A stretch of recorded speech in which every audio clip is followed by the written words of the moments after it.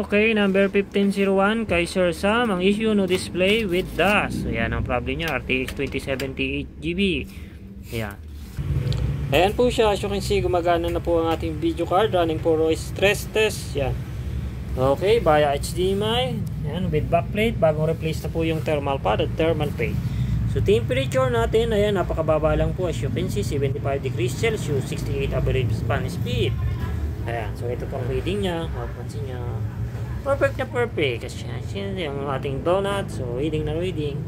Ayan, so EPS 3 digits, average 130 to 30 plus EPS. So average 132.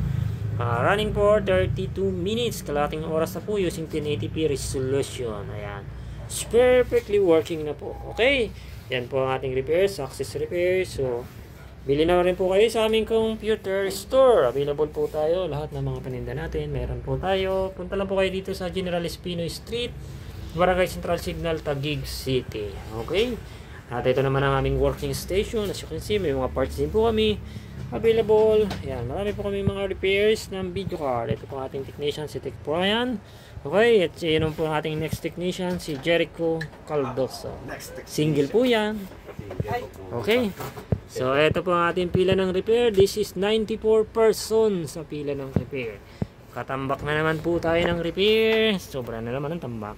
Okay. So, hiring pa rin po kami technician. So, apply lang kayo dito sa video card repair, Barangay Central Signal, Taguig City. Okay. So, hanggang dito na po ang updates. Watching. See you in the next repair. Bye for now.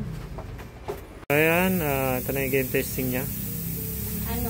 EPS niya. Yan. 3 digits EPS. Taas. So, ayan po. Ayan. Okay na po siya.